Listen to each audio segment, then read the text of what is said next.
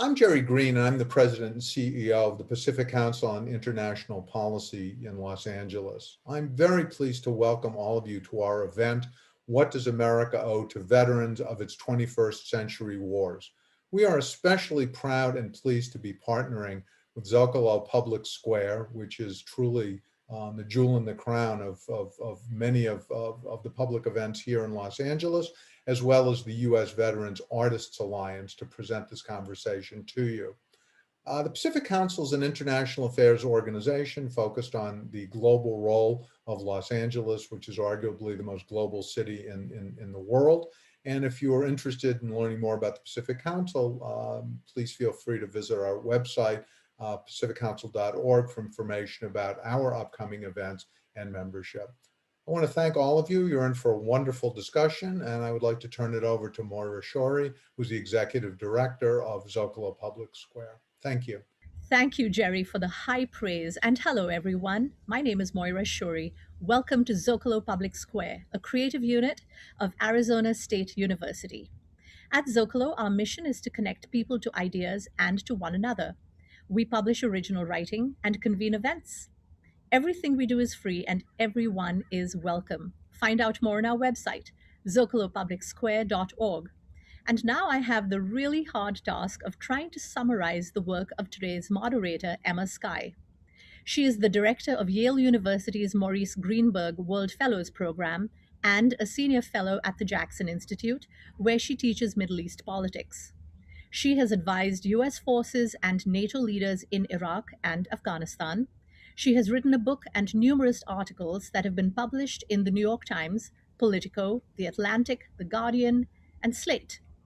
And she is also an officer of the British Empire. Over to you, Emma. My name is Emma Skye, and I'm really excited to be speaking today with Steve Miska. Steve is the Executive Director of First Amendment Voice, a nonpartisan effort working to build civic awareness around First Amendment issues. He recently retired from the military after 25 years of service, where he also served as Director for Iraq on the National Security Council. Now, I first met Steve in Baghdad in 2007, and he stood out because of his wonderful manners and because he cared deeply about Iraqis. He was humble and kind, not the first attributes that you typically associate with men in uniform. But what I didn't know at the time was that he was establishing an underground railroad to get dozens of interpreters out of Baghdad to Oman and on to the United States. And he chronicles that experience in his new book, Baghdad Underground Railroad, Saving American Allies in Iraq. Steve, it's great to see you. Emma, it's always a pleasure to join you. Thank you so much for joining me in this conversation.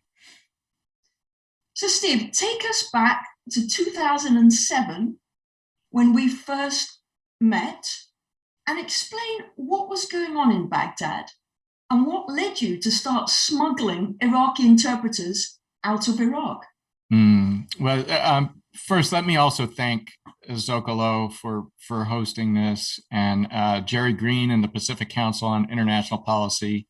They've been supporting the policy work that I brought that burning issue back from Iraq with me and for years now. And then lastly, the U.S. Veteran Artists Alliance as well. They've been wonderful in helping coach me along the writing process, as they do for many veteran writers and artists. So it's just wonderful to be a part of their team.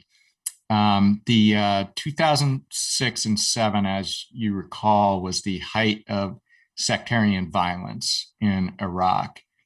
And at that time, we were seeing over 3,000 deaths a month, which is essentially, for our American audience, a 9/11 every month.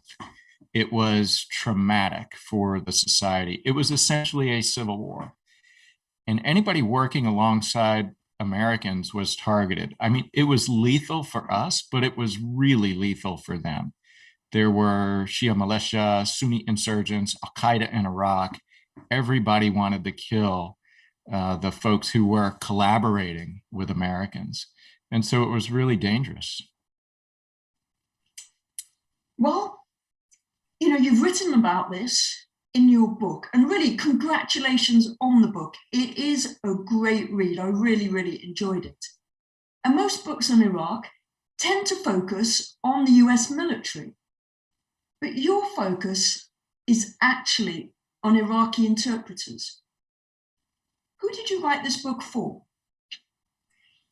So, yeah, I actually resisted writing the book, as you're probably aware, since you were one of the people who kept encouraging me to write it, because I didn't want it to be about me. I didn't want to just tell a memoir, but people kept saying, you need to tell the story of the Underground Railroad. You need to tell how we helped Iraqis escape, how dangerous it was for them, but also what it was like for them when they arrived in the United States. And so the last third of the book is very much in the United States with the courageous women, mainly, who opened up their doors and welcomed these young Iraqi men into their homes and helped them get established in a very foreign environment.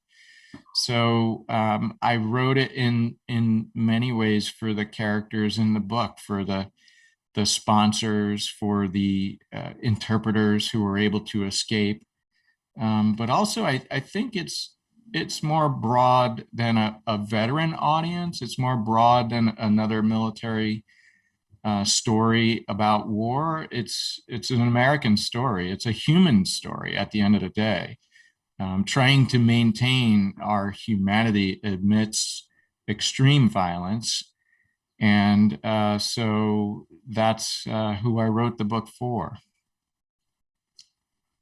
Well, President Biden has announced that all US troops will be withdrawn from Afghanistan before the 20th anniversary of the 9/11 attacks this September. But many Americans have already forgotten about the war in Afghanistan and the war in Iraq and just want to put that behind them. Why should Americans care about the fate of those who interpreted for US troops? I think, Emma, this gets directly to the theme of today's event. You know, what does America owe her veterans? We serve by an ethos of leave nobody behind.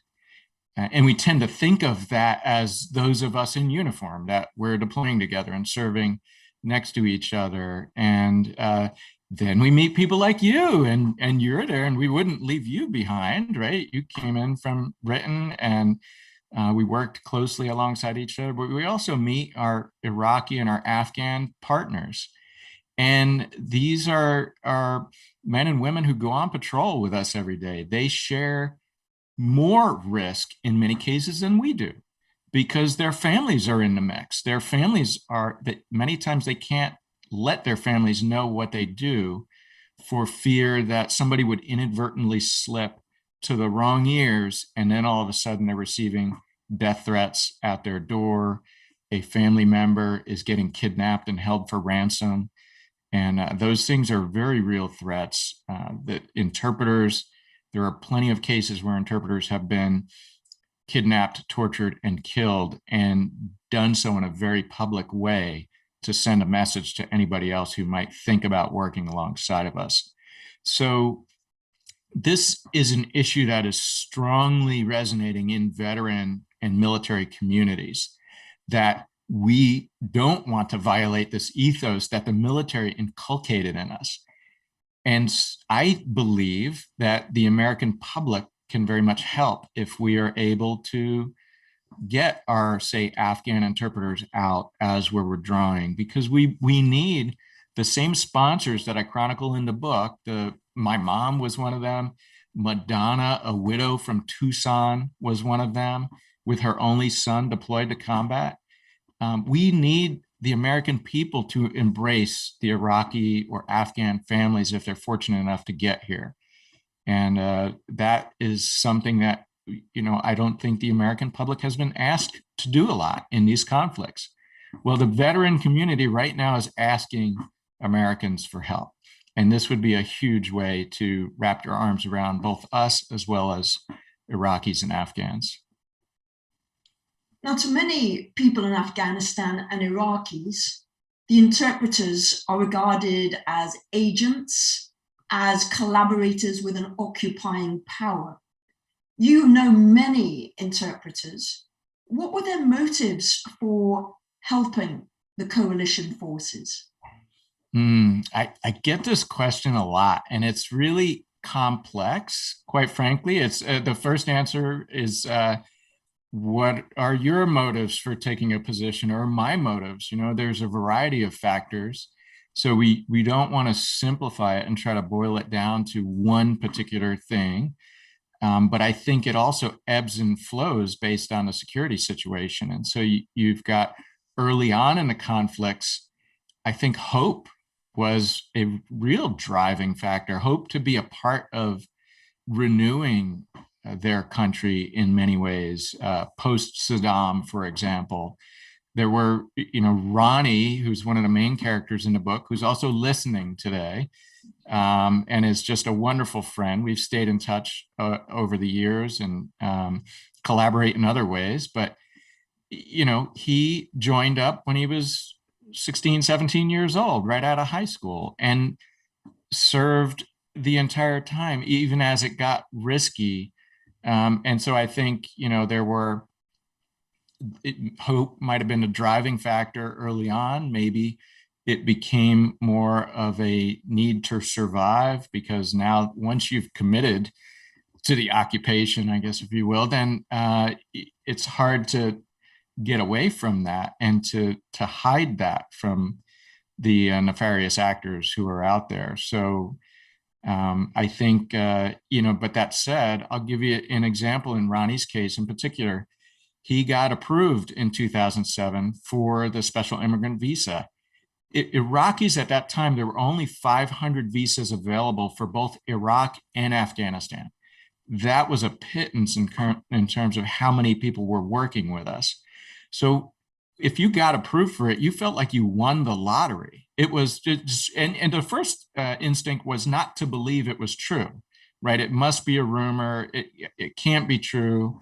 I don't want to get my hopes up because they've been dashed so many times. But he came up to me and he said, sir, I really want to thank you for everything you've done, but I'm not going to the United States yet. And I thought he was crazy. I said, it's really dangerous for you to stay here. And he said, I don't want to go to America and have to depend on anybody. I want to be self-sufficient when I get there. So I'm going to save up enough money so that I can then move there and be on my own. And so anyway, he did that eventually, but there were lots of fits and starts. And 2 years later, he was still in Iraq and finally made it out of there. But it was, there were many crazy stories in between that conversation and actually making it to the US and meeting his American mom, Madonna. Do you have any idea of how many interpreters have been killed? How many have fled? How many got out to the US? How many still want to come? What sort of numbers are we talking about? So these are difficult numbers to get on the killed, wounded, fled side there. And part of the reason is because the way we go to war now is with government contractors. And so there are layers of bureaucracy in there that precludes us from getting good statistics. I've actually been trying to crack this nut for about a decade now. And legislatively, defense contractors are required to report to the Department of Labor any statistics that they would for an American that they hire. So, for example, lost work hours, injuries on the job, death, all of those are required to be provided to the Department of Labor, which displays the information they receive publicly on their website. However, that information is almost unusable from a researcher perspective. We can't parse the data in ways that allow us to make meaningful policy. And so we're still working in that space. I'm working with some of the organizations that that work with defense contractors in order to help us there. But it's just very difficult. In terms of how many have arrived, the last figures I saw, I believe for say Afghans, for example, in the CRS 2020 report was 18,000 interpreters over the course of 20 years. And they represent an additional 45,000 family members who have arrived. Currently, there are over 18,000 in the backlog for the special immigrant visa in Afghanistan, and they represent 70,000 family members. And so we're talking a huge number. It's not huge from a historical perspective because we have done this before, but it's a logistical effort that we need to get on top of quickly because the window of opportunity is closing.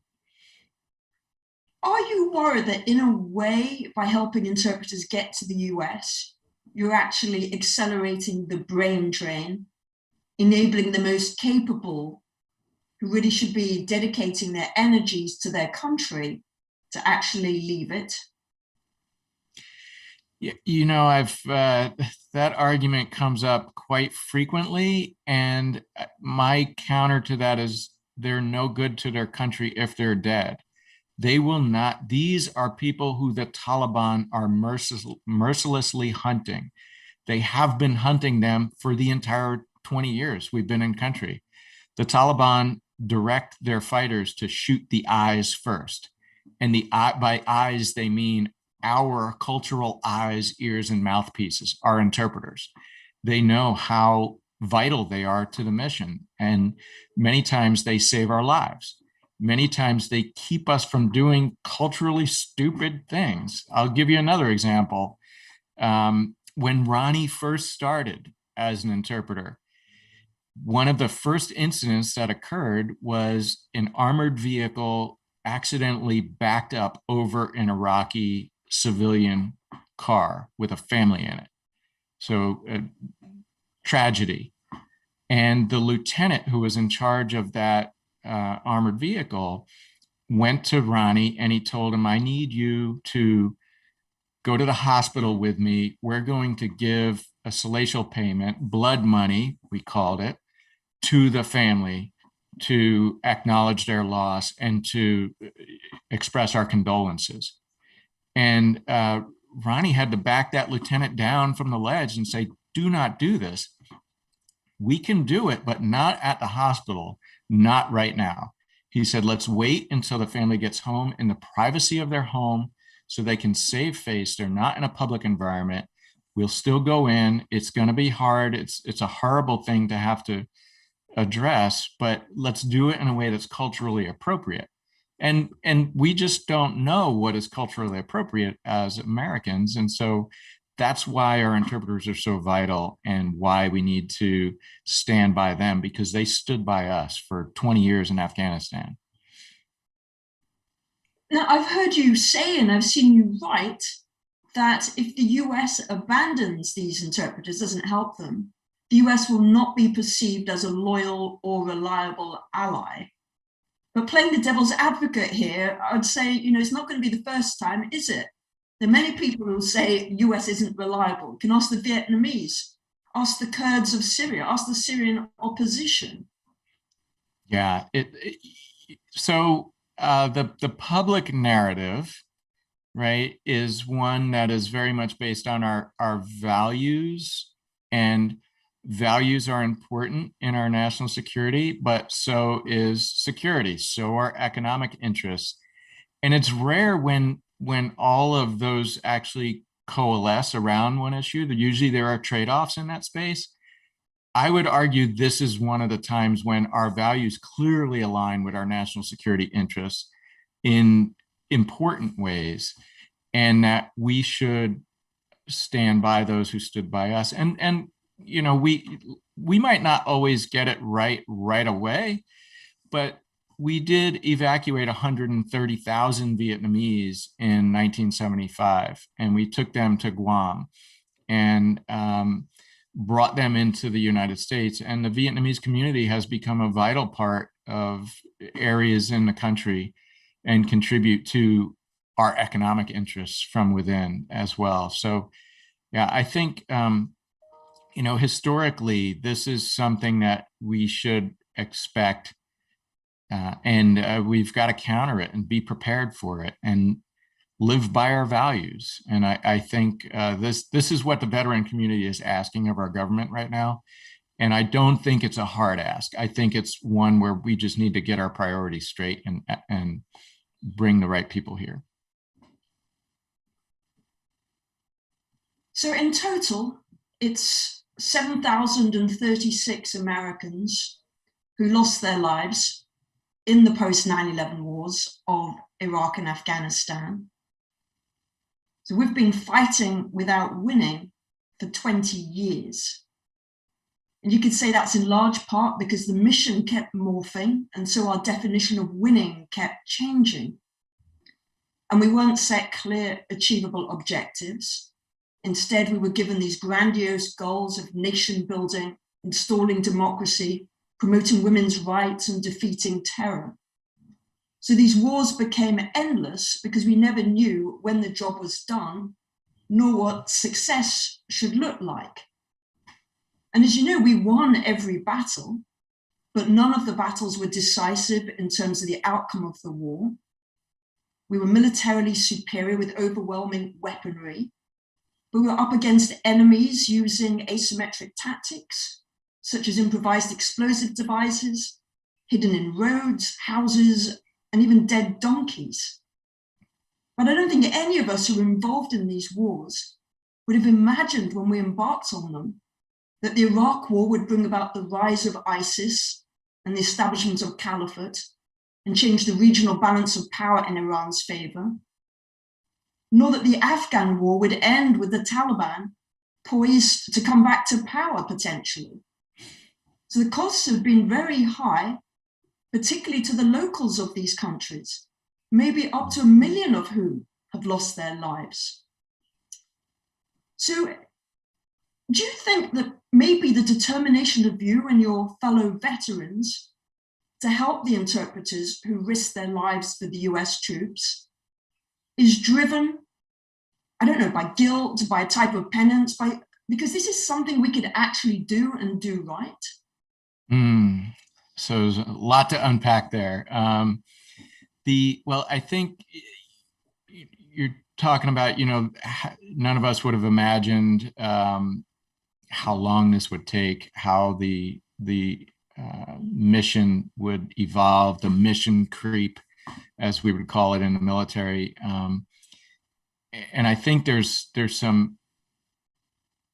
some causal factors there with respect to our defense industrial complex and the vested interest that we have, that our firms have in many of these conflicts, and members of Congress who have bases and jobs are created by those firms that have allowed this to perpetuate in ways that might not have happened at least as long when we had a draft as well, where we had, the vast majority of society involved in the conflict, or at least concerned about loved ones who might be involved in the conflict. And so we've progressed, 50 years now beyond the draft almost. And the military has become very professional, and there is a civil military gap that scholars talk about. And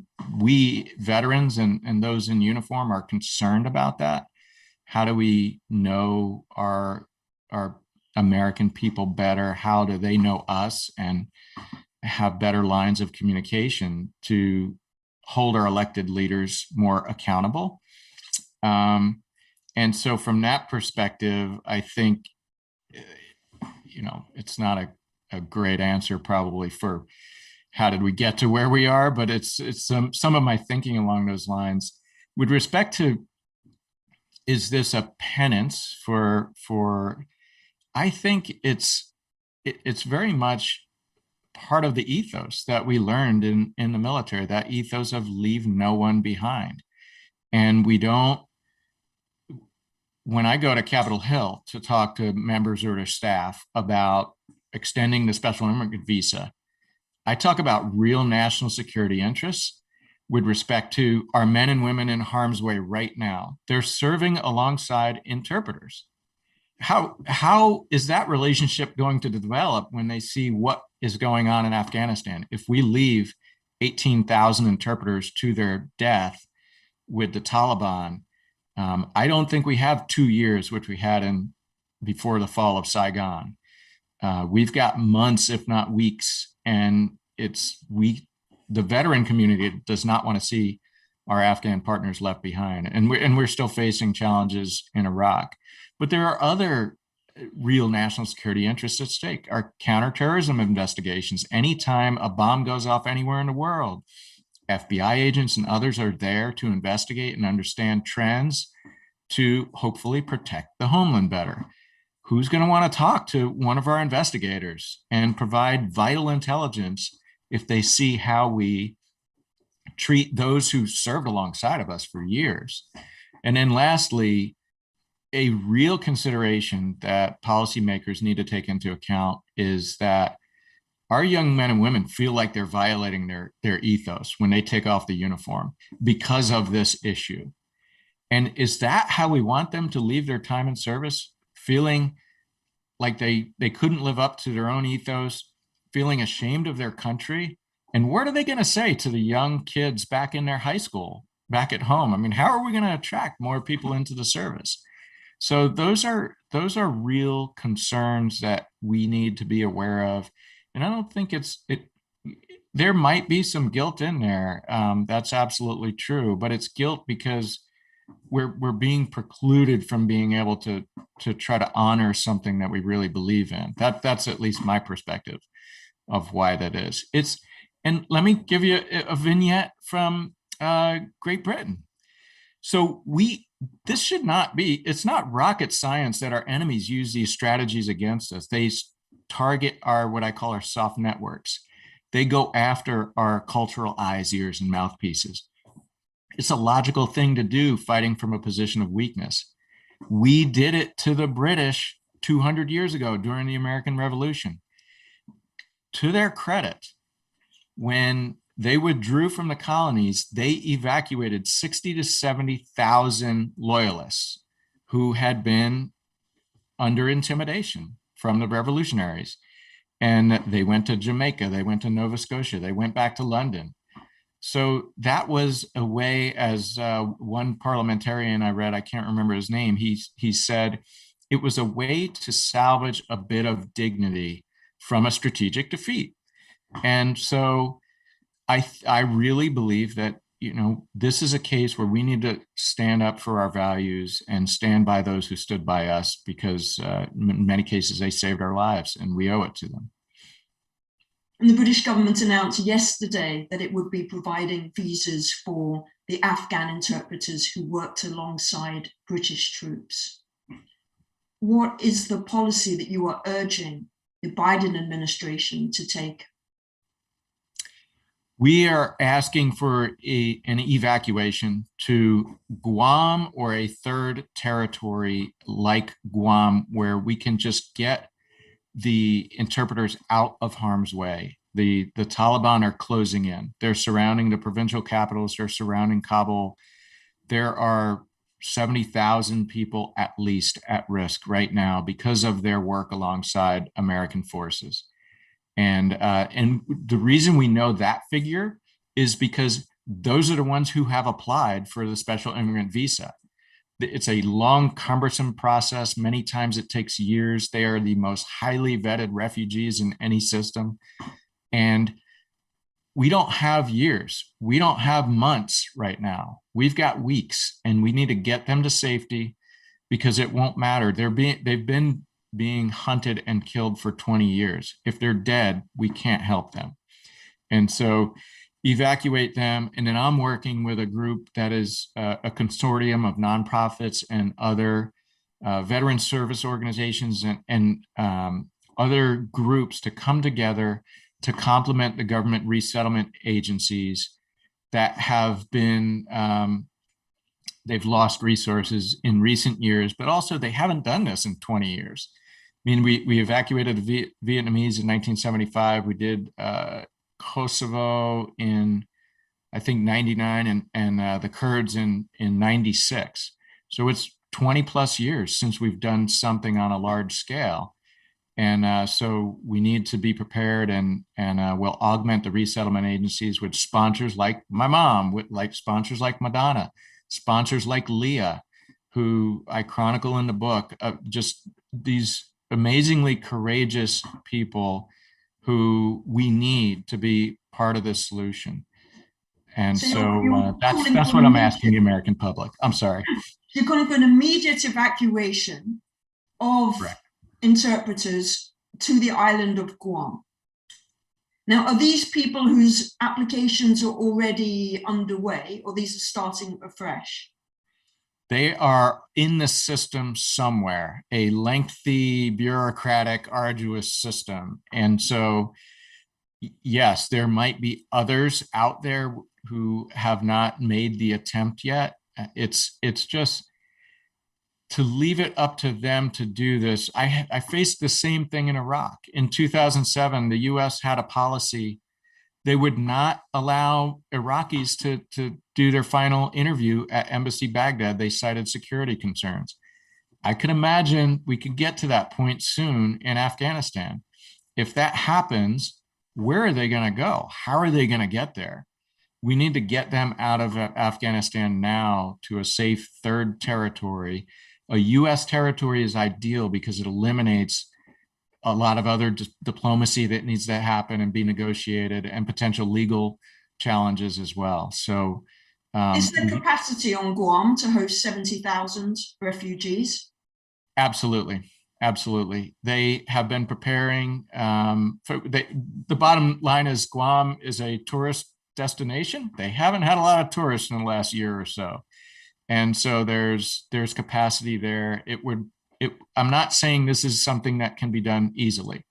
It requires hard work, both by our government organizations, by the defense contractors that support them, that they would be involved in this, as well as by our society that we're asking for help from. The groups like Mary's List and No One Left Behind will need assistance. The church groups that agreed to sponsor an Afghan family will probably need assistance. My mom's entire community got involved in the family that came together, not just her church, but the community writ large, the schools and the medical facilities that aren't quite equipped for somebody showing up with 5 Iraqi kids in an SUV to get all their shots, so they're ready to go to 3 different schools. And so it's complex. It's not easy. What I would say for those of you out there in the audience that I'm scaring right now, every one of those sponsors I've talked to said it was hard and they would absolutely do it again. It was one of the most meaningful things that they've ever done in their lives. And I think, quite frankly, that's why a lot of the team that was involved in the Underground Railroad, we had tough times. We had the dark hours that haunt you in your nightmares. But because we also have an example of when we saved lives, when we did good, a tangible, concrete example, I think that's helping a lot of us deal with whatever post-conflict challenges we might have. And we can do this as a country.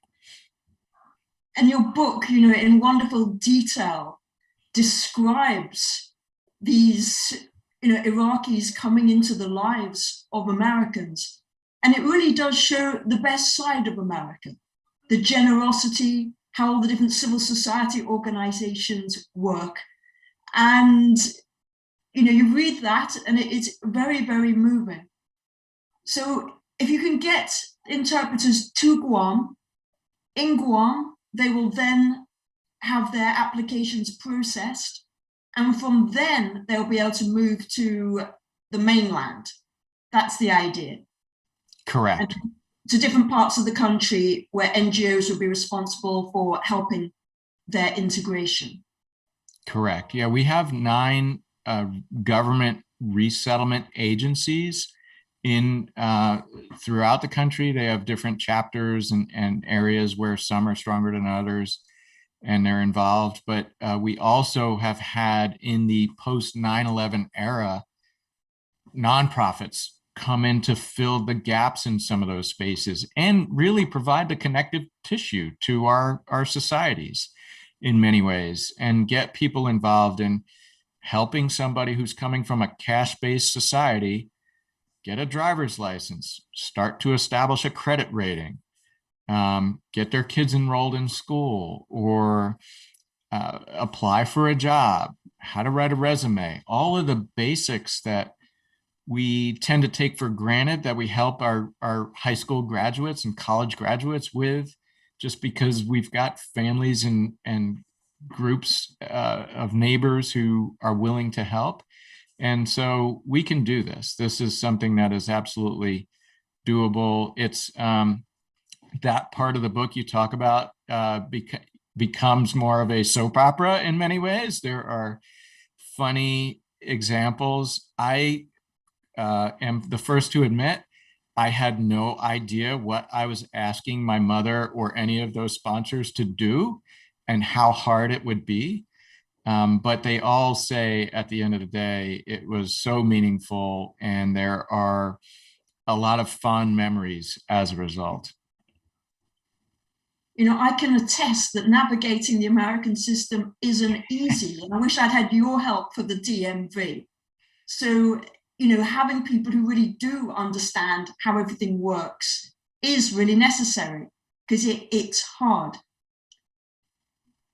You know, it can't be easy for interpreters.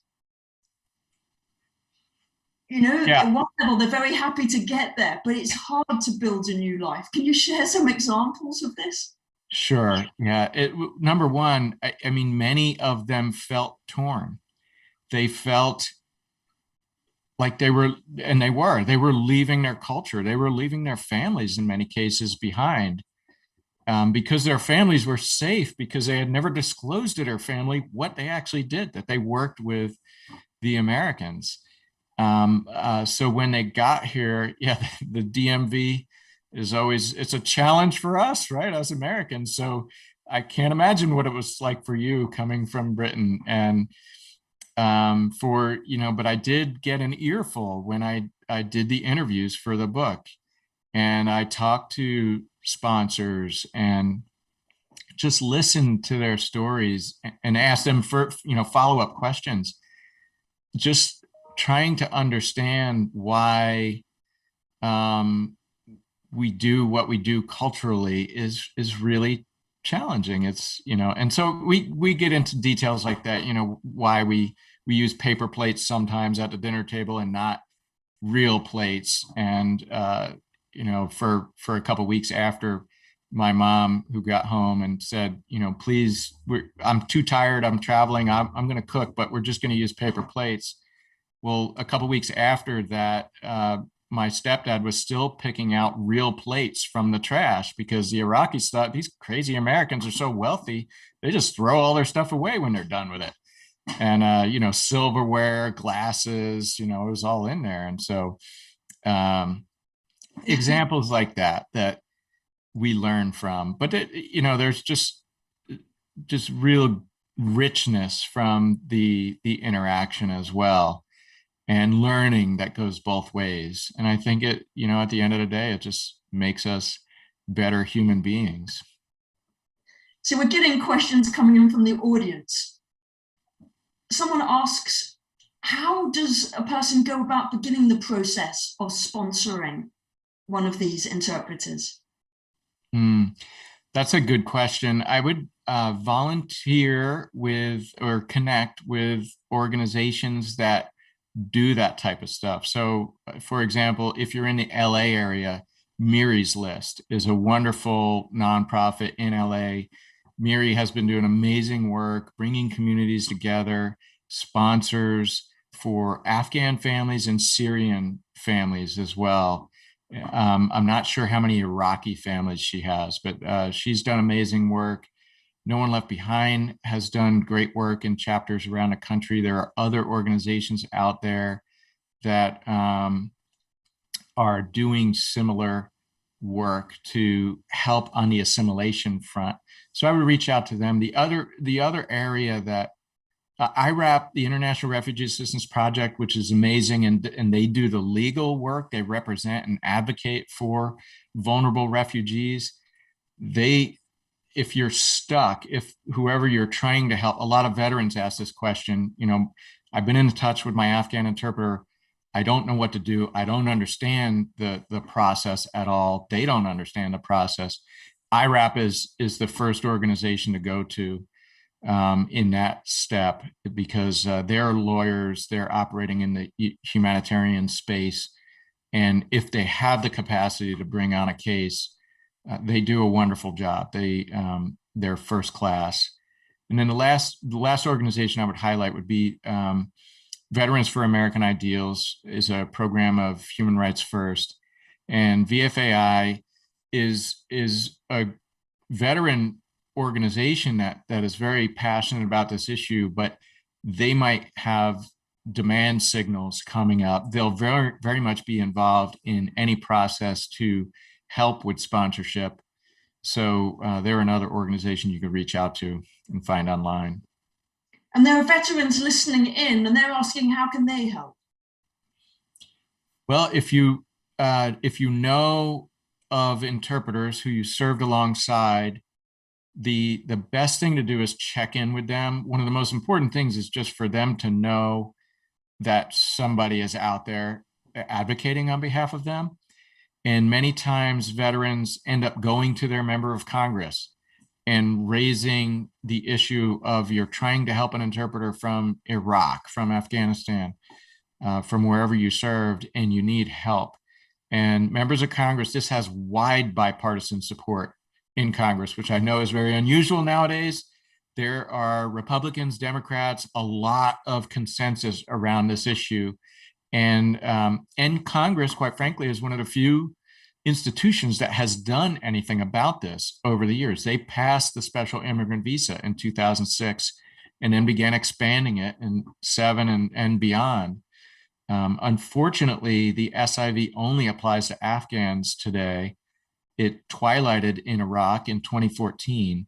And so interpreters who had applied before 2014 are still somewhere stuck in the process.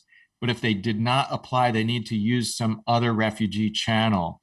And that can be a challenge. They might need to get outside of Iraq in order to apply for refugee status. So there's some levels of complication there, but I would definitely refer veterans to Veterans for American Ideals and touch base there. They do a lot of great grassroots work across the country with their membership. And you can plug in with other veterans who are passionate about this issue and get involved that way. So one of the audience says, you mentioned that the way we go to war now is with government contractors. Yet those contractors are not considered veterans. Do Americans owe them anything? That's a great question. Many of them, as the questioner probably knows, are veterans. Many times they leave their time in service and go to work for the government contractors. And so legally, our international laws apply different in that space. It's a very gray area, I would tell you. Many of them, they're at the discretion of their firm's insurance policies and individual firm stipulations in many cases. So that is, the individuals choosing which firms they go to based on that is important.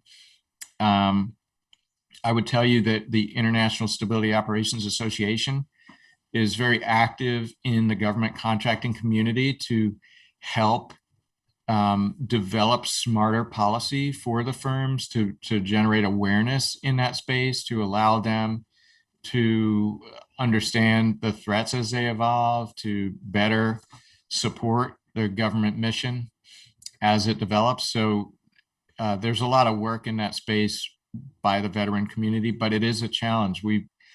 I have attended funerals for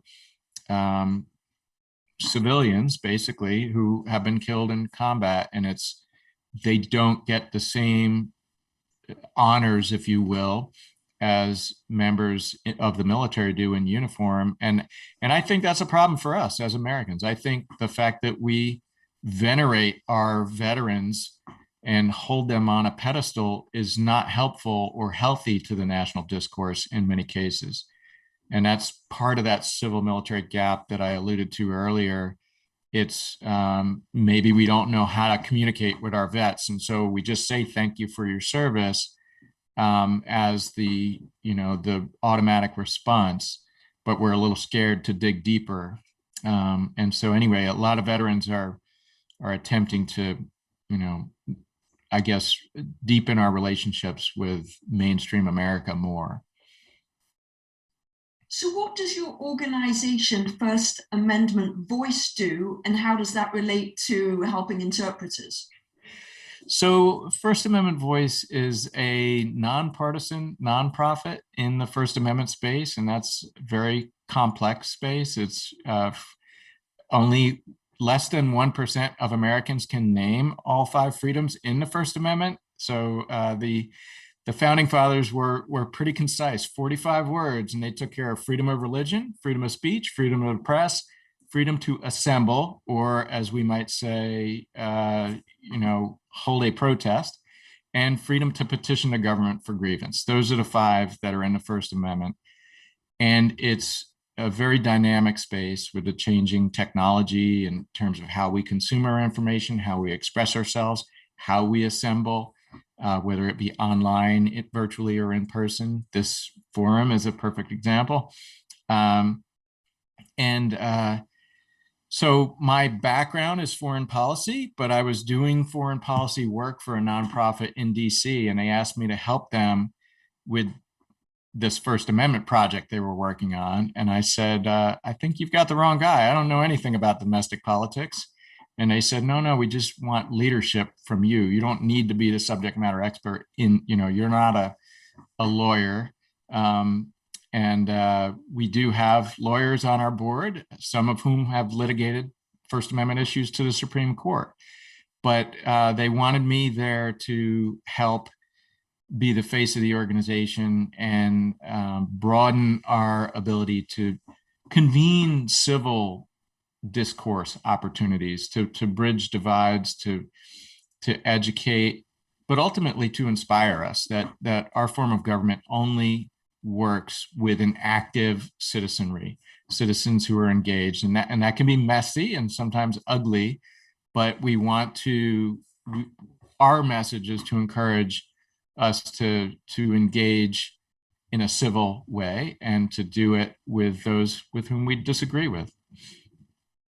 So one member of the audience says that they are worried that the political system that we have has, created policy paralysis, and that's hurting American competitiveness. So how do we make our system more competitive, inclusive, and resilient? So, yeah, I think there's been a lot of attention, and this definitely isn't a space that I would consider myself well versed in, but in terms of my colleagues who are political scientists and social scientists who study this space, the executive branch of our government has grown extremely strong in many ways, has grown at the expense of the other branches, and there's a bit of imbalance there.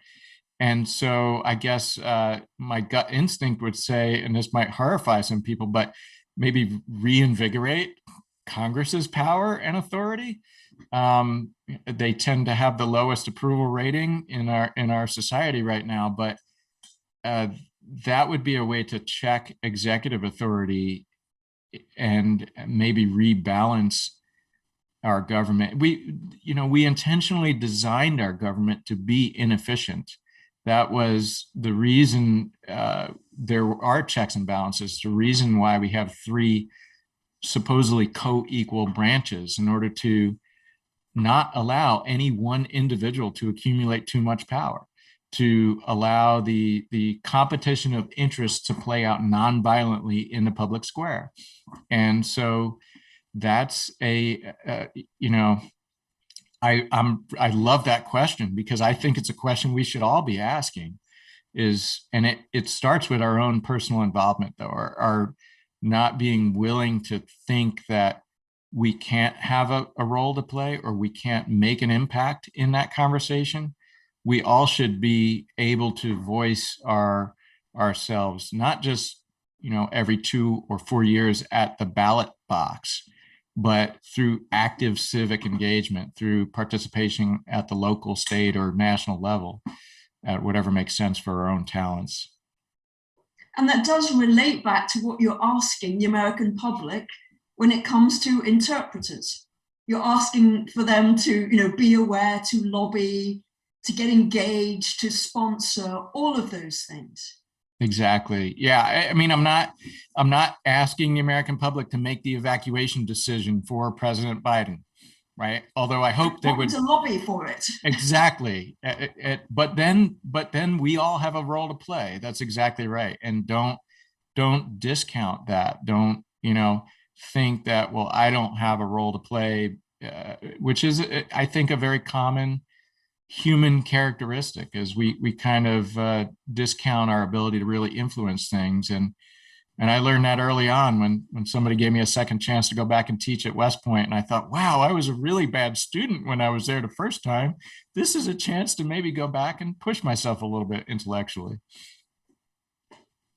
Well, I'm sure a lot of our audience are listening to you speak and listening to your passion and listening to your experiences and thinking, what are you going to do next? And when are you going to run for election? Well, if somebody asked that in the audience, my question back to them is, why would you wish that on my family? Haven't we sacrificed enough? I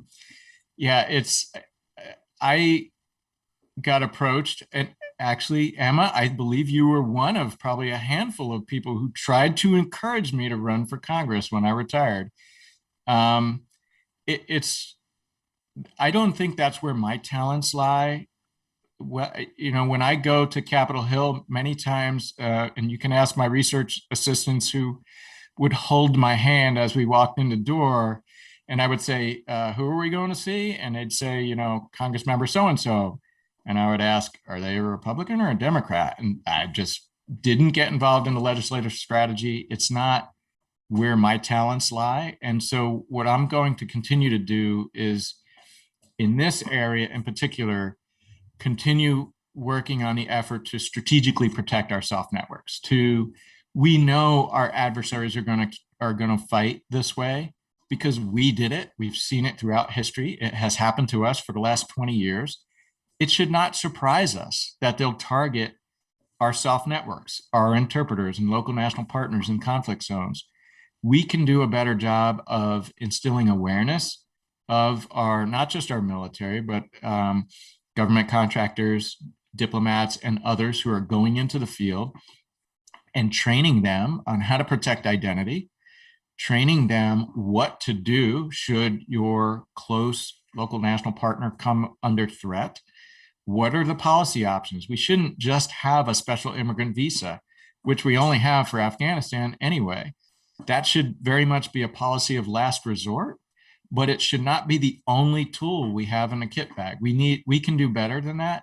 And so I'm working in that policy space and attempting to get our government to drive a policy development process that the academic institutions that have been thinking about it can contribute the creativity and capacity for, but to very much do a better job of doing that. So that's in this space. And then, of course, with First Amendment Voice, we're trying to get it to stand on its own as a very new nonprofit. We're grateful to our institutional sponsor, but we really want to continue to develop that. And everybody, when they come to me about First Amendment Voice, they say, this is so timely. we need more of this. And so we're going to continue to do that. We've got a lot of programming up on our YouTube channel, similar to probably how this will be produced today. And I would recommend just go check us out. Well, Steve, do not undersell your talents, because you'll be a fantastic politician with your integrity, with your intellect. We need more people like you going into politics and going into government. Thanks, Emma. My wife has threatened me two things now since we retired. Well, actually, it's even before I retired. But she's definitely taken away my Iraq card, because I spent 40 months in Iraq, and lots of people have tried to get me to go to the Kurdish region, to Baghdad, to wherever, to help with whatever. And I am more scared of a woman named Amy than I am of ISIS. So I agreed I will not go back to Iraq. She tried to expand that to the broader Middle East, and I put my foot down there. I've been back to the Middle East since then, but not to Iraq. Maybe someday I'll convince her to come around. But and then the other thing was, at least for the time being, since we did relocate to California for our children, I'm not allowed to go work in DC. So I end up visiting, like I am now. I'm in DC right now. I end up visiting about every other month. It might be a little bit more with the book tour and everything, but yeah, I don't think I can do that. Maybe down the road, maybe a few years more. Well, for those listening in, if you have enjoyed this conversation with Steve, then I really urge you to get his book. It is a fantastic read. Baghdad Underground Railroad, I couldn't put it down. And you will hear, when you read it, you will hear Steve's voice. So go and buy it and think what you can do to help interpreters. Steve has highlighted ways to sponsor, ways to get involved, ways to lobby. There's something that each one of us can do to help push that cause. Steve, a final word from you. You wrapped it up really well, Emma. I would just say other ways to help our sponsor organizations. They're very much involved in this space in many ways. Zócalo, the public square, they're getting messages out like they are here, but the Pacific Council has been instrumental on the policy development side, and they're always looking for interested members, as well as USVAA that has, I think they're doing a lot of great work for the veteran community, particularly those who want to express ourselves, whether it be through writing a book or becoming a screenwriter. Or the cover art was done by an Air Force veteran in South Carolina, and she did an amazing job. USVAA supports all of that. So those are other ways that the audience can get involved. Well, unfortunately, we're out of time. So I want to thank you, Steve, for this really great conversation today. And I want to thank Zócalo Public Square, the Pacific Council, the US Veterans Artists Alliance, and to everyone in our audience for listening in. This video will stay public online, and you'll be able to find a summary of our talk, plus interviews with Steve on Zócalo's website, zocalopublicsquare.org. So thank you all, and have a wonderful day. Thank you, Emma.